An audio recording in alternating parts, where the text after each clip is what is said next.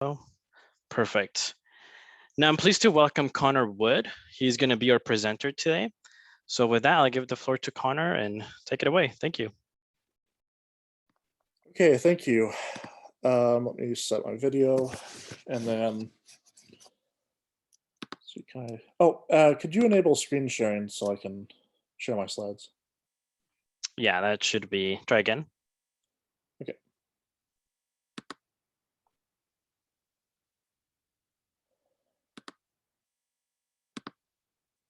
And then I'll hit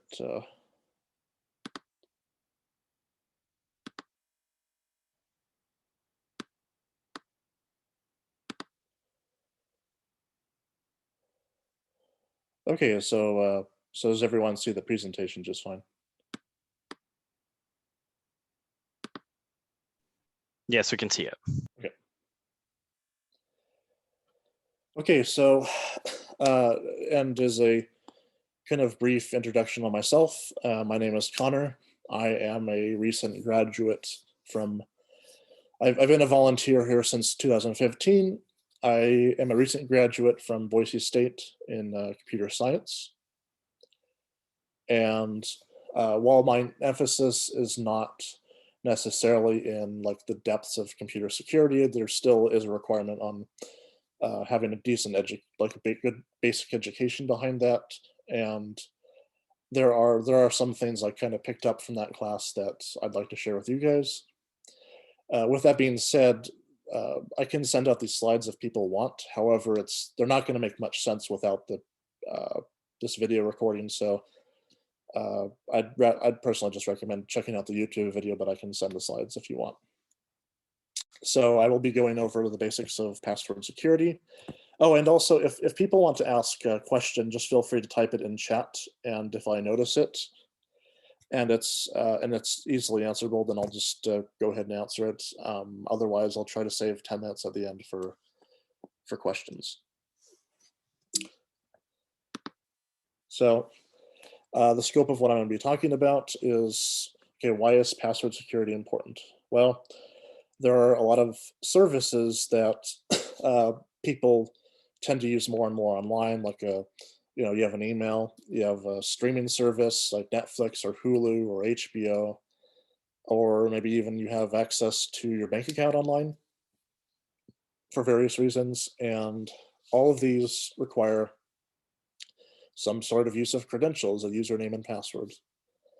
And if do you use the same password for everything, or do you use a different password for most of everything? Do you mix and match?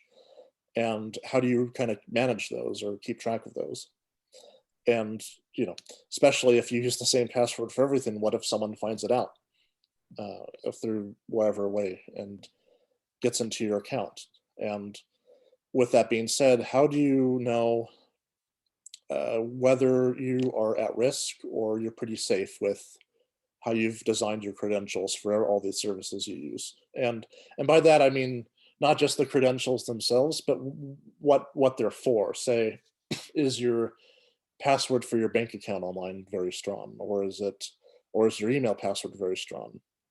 And sort of what services are using, like what's the likelihood of someone trying to break into your bank account might be a lot higher than, say, your streaming service or something else. And with that being said, what is important when you design and use a password? Well, you need to know, like I said earlier, what is likely at risk, Netflix or bank account, and being able to kind of assess that. And then when you do use your credentials, I mean, how easy is it to remember your password? Is it just a long random string of kind of characters, or is it something like a phrase that you can easily remember, or do you just write it down and not even commit it to memory, or so on? And on top of that, each website or service might have a different set of password requirements. Some might allow for very long passwords. Some might allow for, maybe you only have to use a one lowercase, one capital letter, and maybe a number. Or some might have you do special characters, and you have to do a mix of everything essentially. And with that being said, maybe you have a very short password for something that, and you know that password might be impossible to use for another service, so you can't really just keep using the same password even if you wanted to. And you also need, it's a good idea to know when you finally should change the password. I don't think it needs to be changed all the time, but say maybe your bank account might need changed a lot more often than your email. Just kind of depends on what what valuables are kind of being kept behind what you're what you're trying to log into. So I will get into real fast the types of passwords. These are terms. Some of these are terms that are just invented by me. I don't really know if it's not necessarily official. I just wanted to name them something more conventional. So security key is legitimate though, and sometimes if you're using, say, two-factor authentication or something else that might require a token, this is a pretty legitimate thing. They will generate random characters and numbers together, and then you'll have to enter them in through your email or something else, and it's just a very long concatenation of characters and numbers, and then you just kind of have to copy and paste it or enter it in or something else in order to get into a server sometimes. Or sometimes even if, say, you buy a router or some network device for your home, it might come with an automatic password, or you buy a service for internet, it might come, they might install a modem or a router for you, and then you'll see a password very similar to that you have to enter in if you want to get on the network. And then we'll go to phrases, or what I like to call phrases, and that's self-evident. They're just words kind of strung together without spaces, with fewer known numbers or special characters, like Sally went to the seashore. I'm sure that's a phrase everyone's heard before, or red fish, blue fish. I did that deliberately, just no capital letters, just to say that they're both completely fine as passwords. One might be a little bit more safe than the other, but that's beside the point.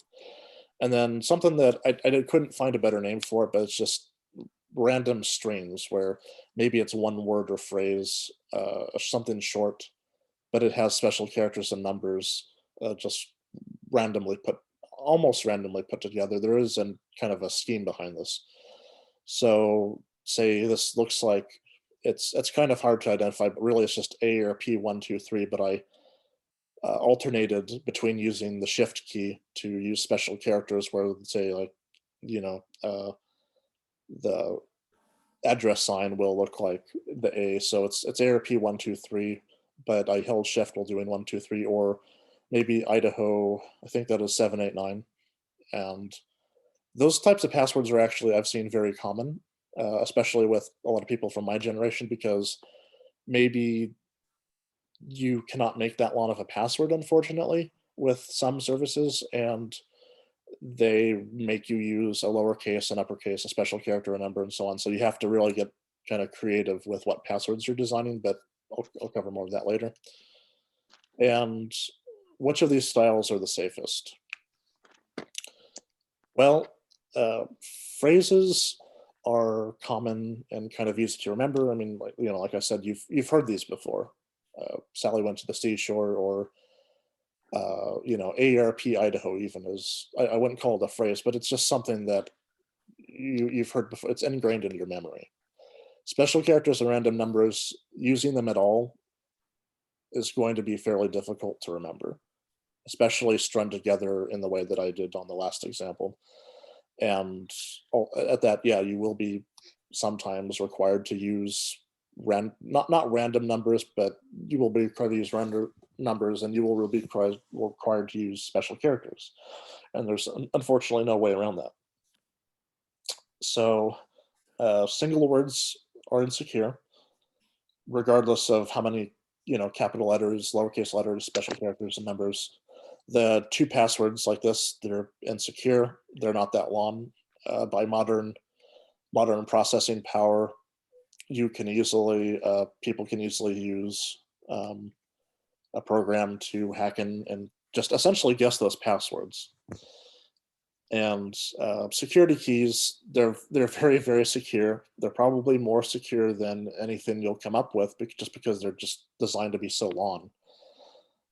However, the big issue is and they're randomly generated, but no one's going to remember them. I mean, it's essentially just nonsense. There's no scheme for it or anything like that. So it's not really, it's something that you have to use for maybe like a secondary kind of backup sort of thing, but it's like a primary password. It's not viable. And on that topic, I would like to talk about what makes a safe password. And I would like to start off with a bunch of essentially do nots, like something that I really would recommend against.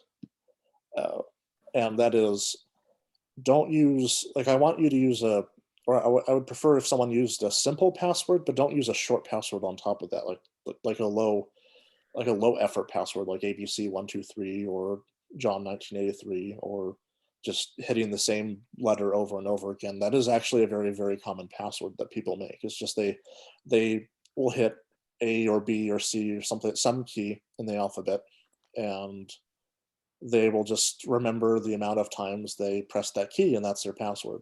It's kind of ludicrous, and also it's very, very easy to guess.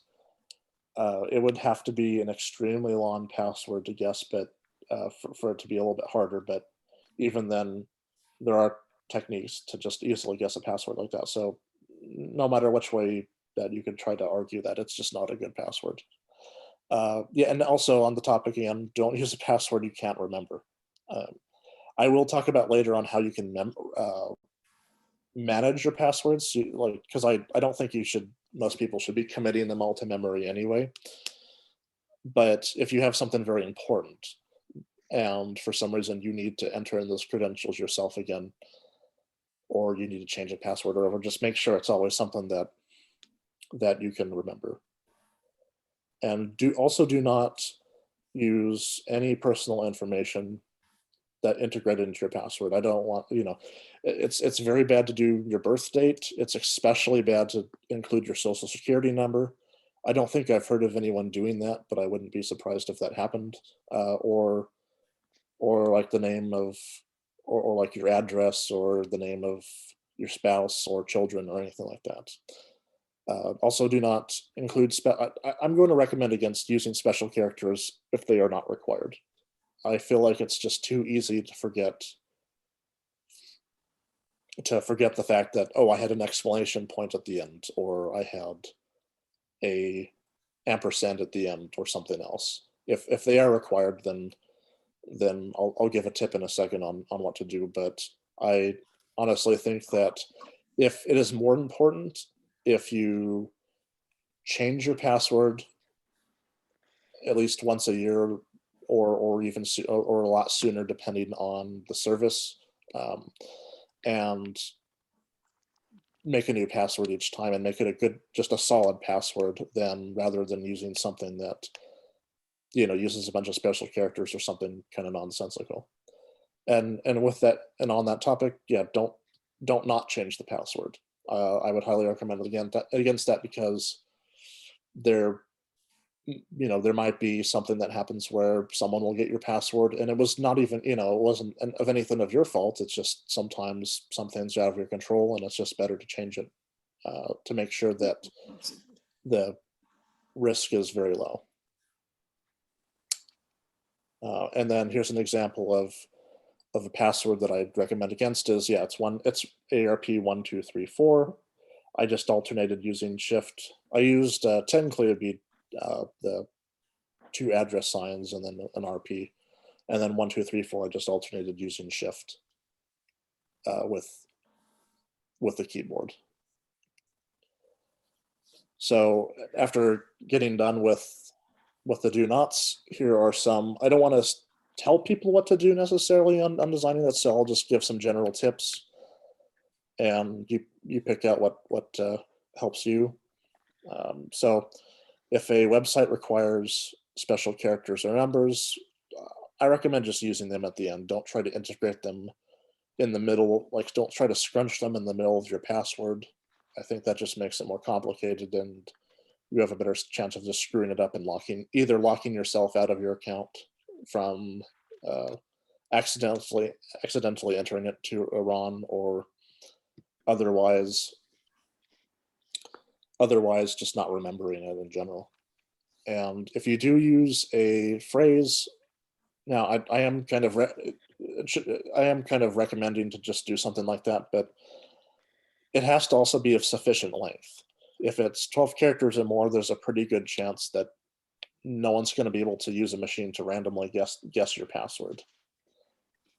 But if it's pretty short, I mean, even like up to 8 characters, that can be a serious security risk or anything like that. And the longer it is, the better. But I would say about around the 12 to 16 character range, it's gonna be a short enough phrase that you can remember, and it's gonna be generally easy to type in or spell or whatever else. But it needs to be at sufficient length if you're going to go that route. And make sure it's a phrase that you actually use. Don't put random words together that you've never heard before. But as an example here, ARP Idaho member, and then I put a 1 at the end, and then I hit 1 again, but with shift, so an exclamation point. And because it has the special character number at the end, it is really, really safe. And it is at 16 characters, so that's plenty past the limit of the kind of minimum requirement of 12. And it doesn't even have any capital letters, so you don't have to hold shift except the 1 time at the end. So it's a very, very easy to enter password as well as easy to remember. And if you want something I wouldn't say more complex, but similar, I have the quick brown fox. I just entered in 2 random numbers, 23.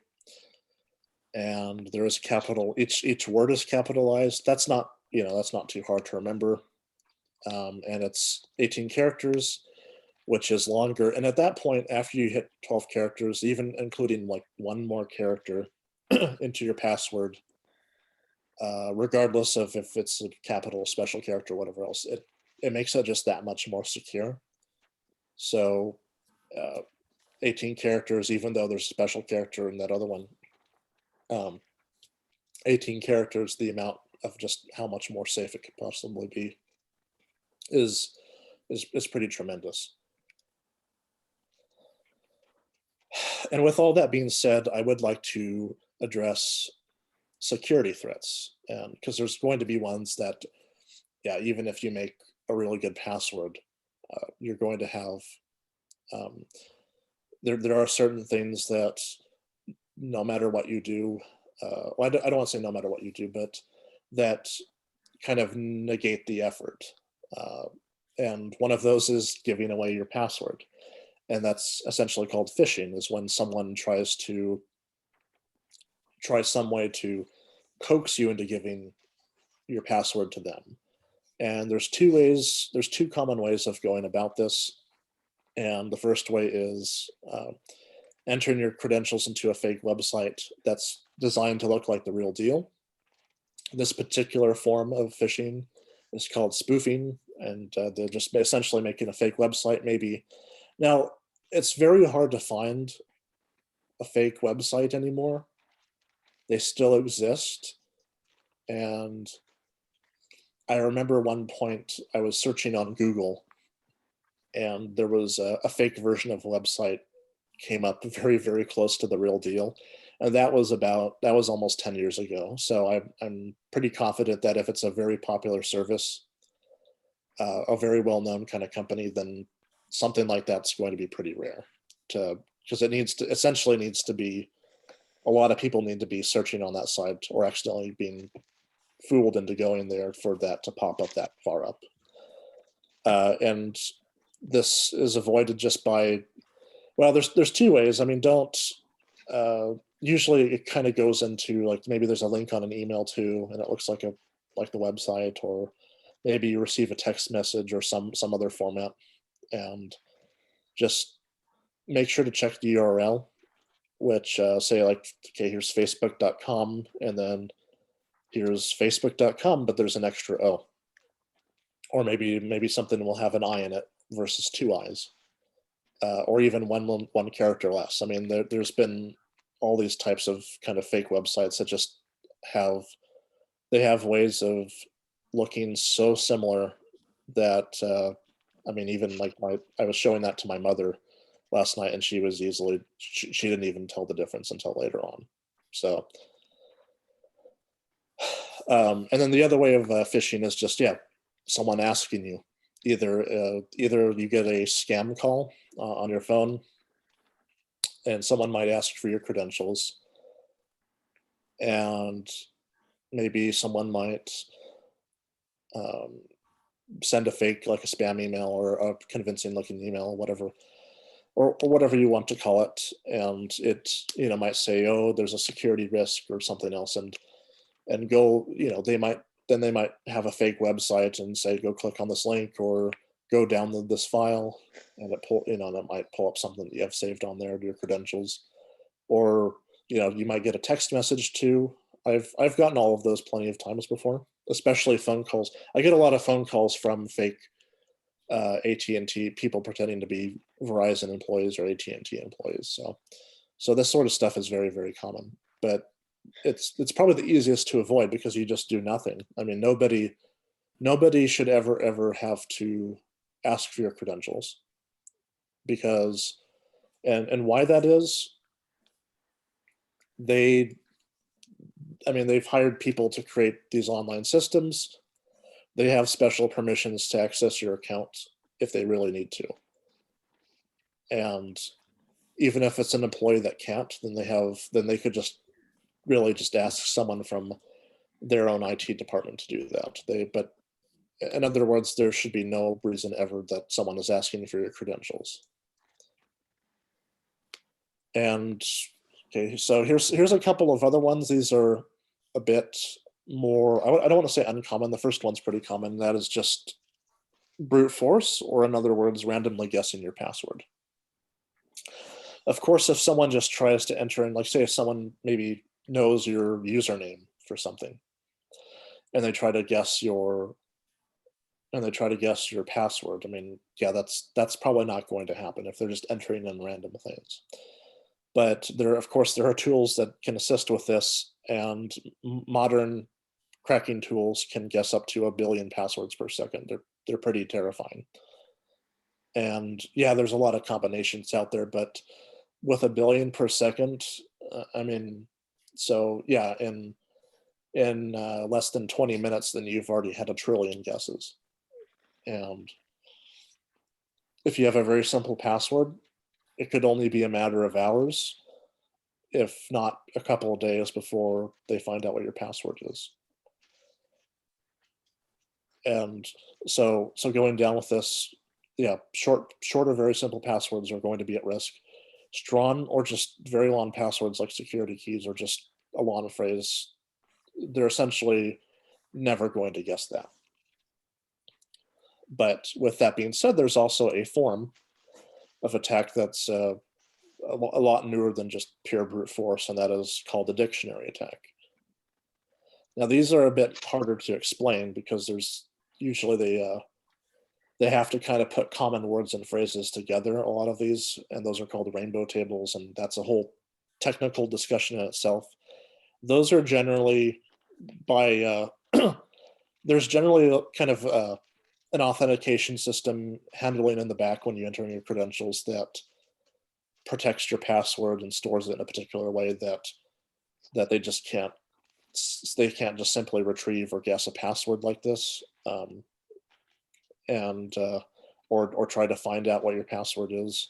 But if it were still a problem, then it tries to put in random words together and phrases and essentially guesses what I was just recommending, except it's much easier if those are kind of pre-computed, but which is something I don't really want to get into. But essentially what I'm just going to say is I feel like that's something that should be known about, but modern services have stuff against that, like two-factor authentication, which is something I'll get into in more depth later. So I want to talk about changing passwords. So yeah, bank passwords or something of that level of kind of uh, level of vital to your life, information or otherwise services being offered. Um, I think that should be changed every 2 to 3 months. I change my bank password every 2 months or so, um, and but something like personal email or entertainment, uh, Netflix and so on, it's less likely that that'll happen, but I would say it's still good to change it once or twice every year. And there's something else too that I didn't include into the security threats because I wanted to talk about it here. But there is such thing as a data breach, and not to the short version of it is basically uh, a company might have a lot of stored data, including your stored password, uh, hacked into, and people might find out what it is. And unfortunately, some companies do store passwords plainly, like they don't use any machine to process them in some special way or anything like that, or maybe they do and it's still found and your password's still found out because they've cracked that too. That's very rare if they do both, but some companies are kind of admittedly not too good about how they store your password sometimes. But a data breach is admittedly a bit rare. And but if it does, or if you get a suspicious email that says that they've found out your password, which that's very rare, but it can happen, then just go and change the password for that service immediately. So for how you might get informed on a data breach, if there is a legitimate email from, say, like a service provider, or on my iPhone, I got a notification from Apple that certain passwords I was keeping on the my keychain on that phone, there was a data breach involving them, and Apple notified me. So I promptly went to my phone and the passwords I had saved, and I changed them right there. So yeah, if that happens and it's a legitimate notification and not like something fake, then I would recommend just changing it immediately. Don't take the risk.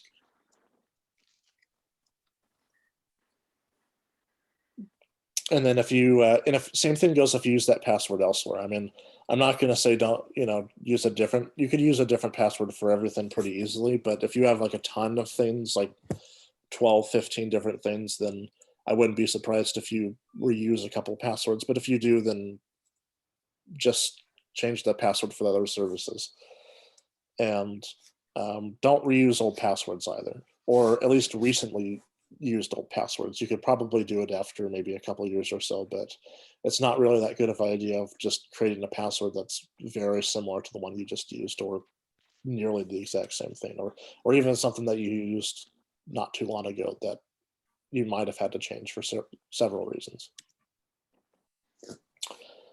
And now, if you're using a lot of different services and it's just I can remember most of my passwords, but even I slip up. So, the best way to solve this is you need some way of managing your passwords, and I'll go over a couple of ways. Kind of one that's pretty good technology wise, and one that just I do see a lot, and I will talk about like essentially why I don't recommend that, or if you do, then do it this way or so on. And the first one I'm going to talk about is password managers or keychains. And essentially what it does is it stores passwords for several websites you visit. And usually your phone, your smartphone, or a web browser like Google Chrome has a service like that for you.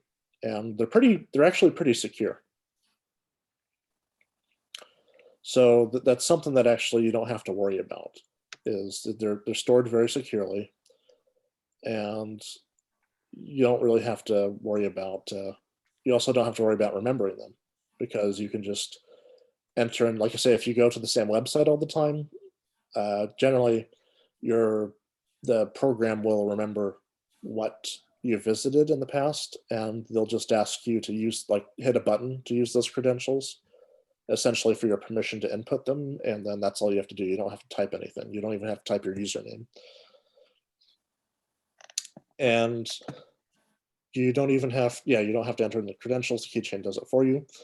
But there are a couple of downsides, and I'm not saying that this is something that I recommend against, but just to make you aware of that sometimes some services changing the password is more of a pain than in others, and some usually kind of third-party password managers require you to use a password to log into that.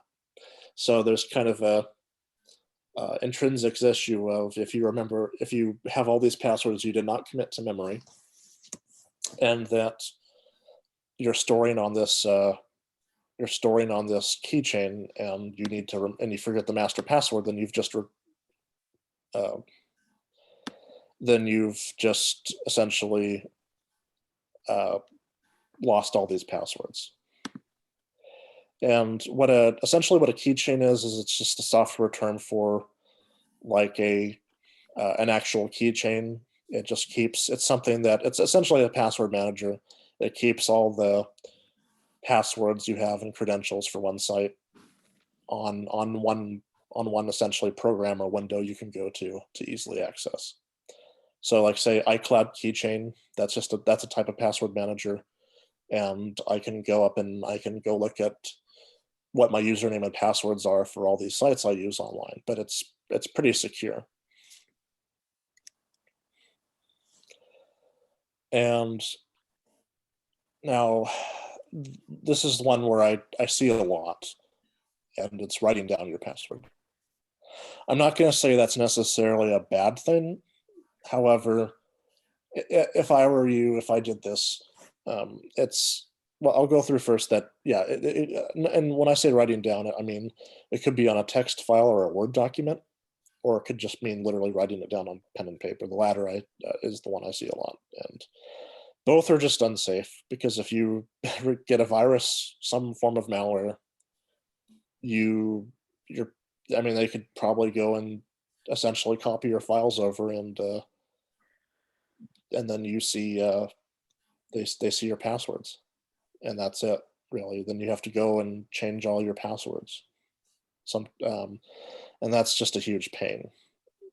Or if you if you lose your file physically, then you lose all your passwords, and that's it. And that's not too different from, say, if you have a master password for a keychain that you have to remember, but you don't have to have them for a keychain. Usually those are pretty safe. I'm just really saying that some require one, or has an optional one too, but that's kind of up to you. It's more so of just there's kind of one very at-risk point, and that is you could lose it. And my mother actually admitted to doing that. She did something like that before, that she had all of her passwords to all of these like 15 or 16 different things, and she had it stored in a document online, and also she had one printed out, and the one online, if I remember correctly, it got deleted, and the one that was printed out was older, of course, so it didn't have everything, but she had to slowly kind of re-enter some of them in and get back to some things that she used to use. But it's just a nightmare if you lose it. And also you have to print it out every time, because if you're changing these passwords, then you have to keep updating it. So really it's just kind of a chore. But if you do that, then I would recommend just keeping it stored away in a folder somewhere, in a secure place that only you're going to really access, like never something out that's going to be for someone that's passing by to read, and it doesn't matter who that is. But it's just good to have that in a place you can remember if you do. So, and with that being said, I also wanted to talk about two-factor authentication. And a lot of places nowadays require that, because for some reason or another, there's only so much limit, like there's a limitation to how much safety any username and password combination can provide. I mean, there's just there's a lot of kind of crazy things that can happen to essentially lose your credentials too. And on top of that, some services, again, like bank accounts, are just so important that you really, really don't want someone to break in. And two-factor authentication is a very, very, or abbreviated to 2FA, is a very common practice that most companies take up now, or at least the most important services do. And what that is you have to sign in like you normally do, and then there might be, especially if you are signing in on a new device, then maybe that company will then say, hey, send us, we're going to email you on whatever email you have listed on that account. And they'll say, we're going to email you a code that you have to enter. And it's usually not that long, but the point is it's generated on the spot. And no one's going to know what that is if it's generated right there and there, and it's going to expire in 1 or 2 minutes before. So essentially, it's something that has a very low range that someone can use it. And what they do is they do that, or sometimes you have to enter in your phone number and they'll text you. And it's very often required for a lot of things anymore. And even if you had a bad password, essentially, like an easy to guess username, again, not so important on that, but if you had an easy to guess password, then two-factor authentication, the amount of security that adds on top is, again, better than any password you can come up with. You're just really just trying to it's really just good to hedge your bets on making sure that you have a good password on top of this. So that way you're just, you're very confident that that no one's ever going to be able to get into your stuff. But two-factor authentication is just super, super important. And likewise, even if you use it, I'm not endorsing that you should be lazy with your passwords and doing ABC123 or something like that just because you use an authentication method other than just the username and password.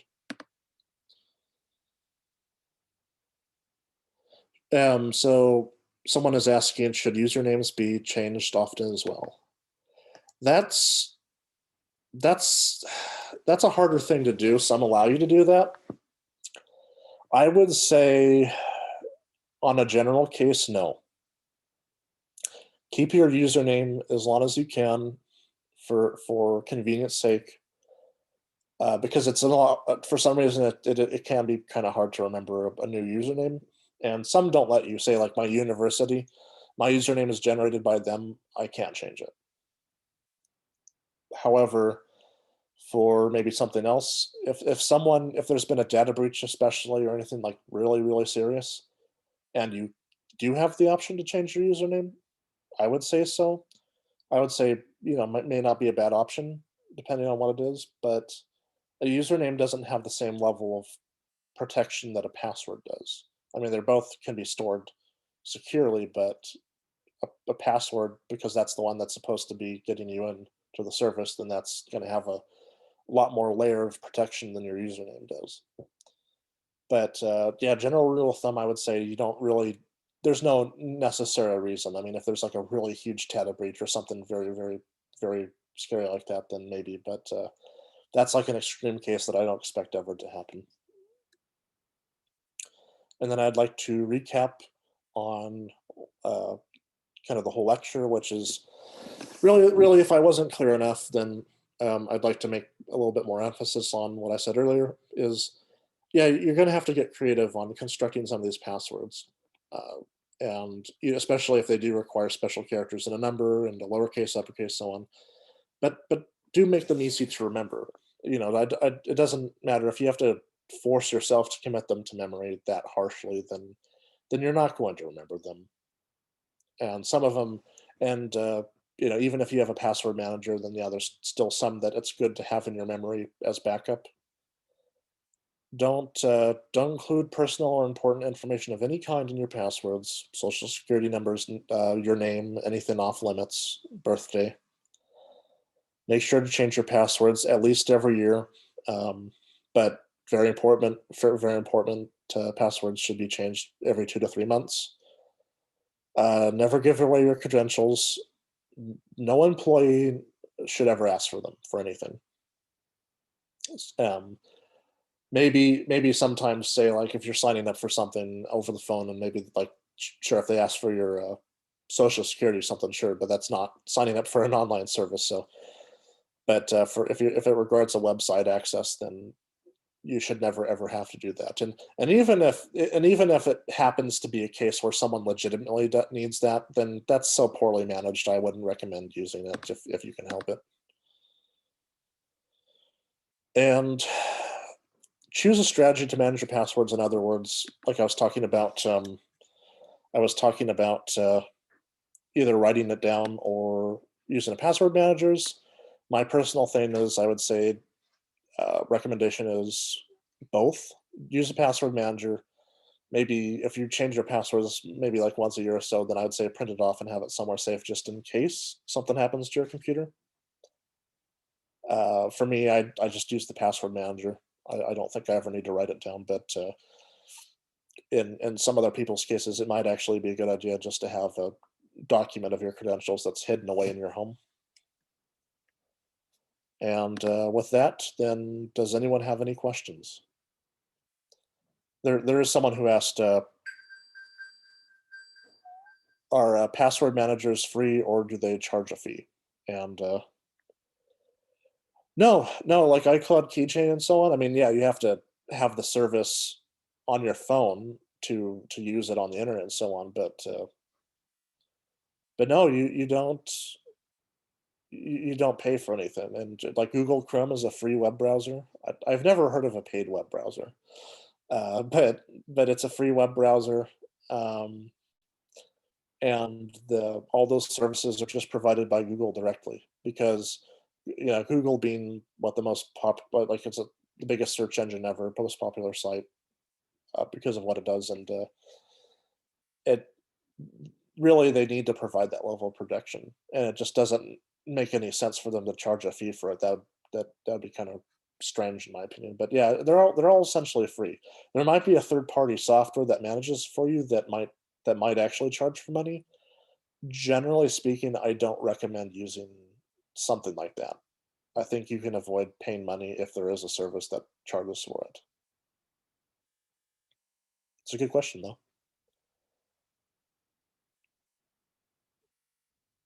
Does anyone else have any questions?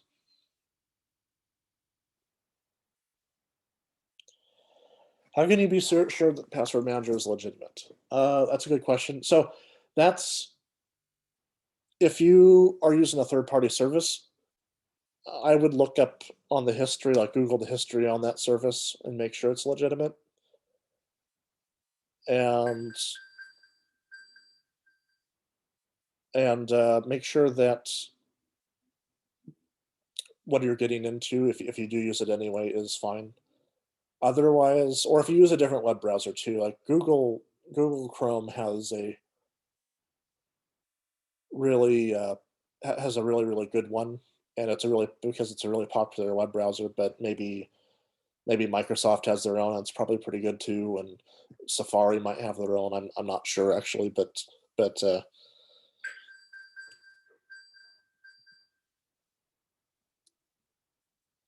anyway, um, it's generally legitimate if it's just a service that like you're on your um, iPhone or web browser is it is something that you've been using a long time. So can you address a little bit about email phishing? Most of the ones I get are from fake pay probably PayPal or collection sites. Um, well, yeah, earlier when I was talking about phishing, like yeah, you'll get a fake email and it essentially will ask for something on on your credentials that like for some service, like yeah, for PayPal.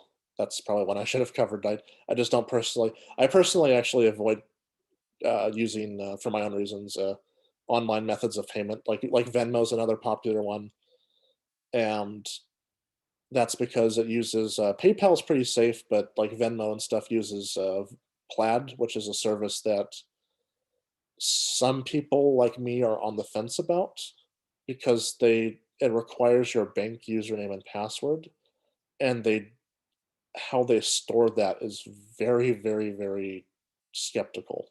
It or leaves me very skeptical.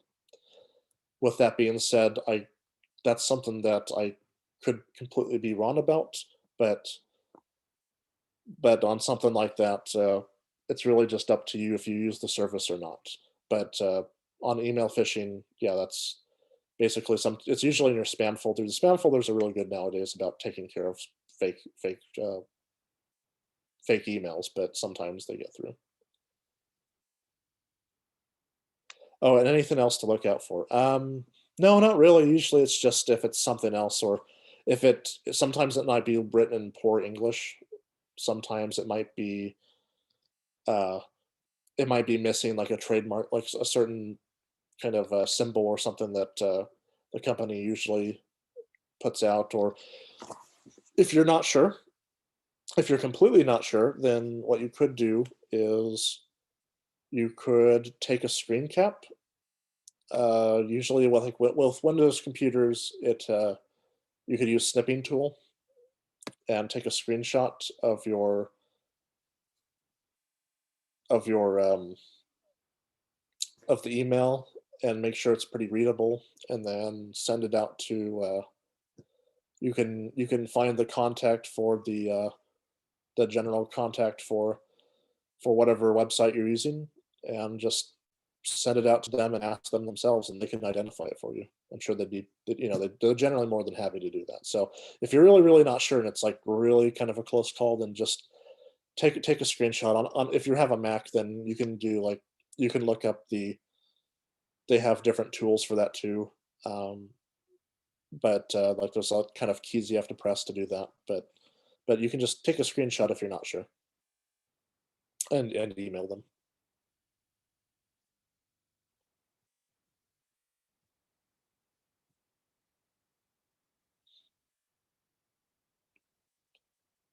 Does anyone else have any other questions?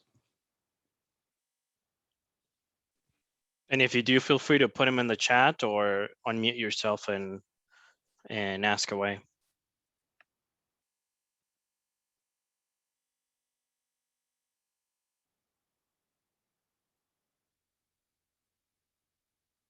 Well, sure thing. You're welcome.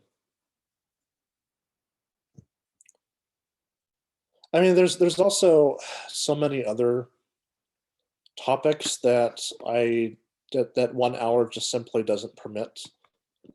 For example, like yeah, I briefly mentioned getting a virus, and there's just so many things that could happen that essentially I could talk about, or I could talk about cybersecurity, which really that's more of an informational thing. It's not really.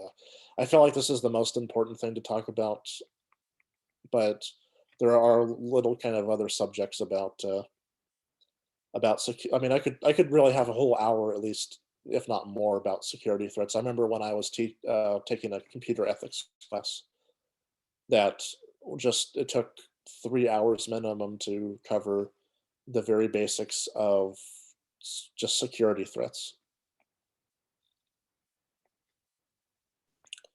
Well, thank you, Connor.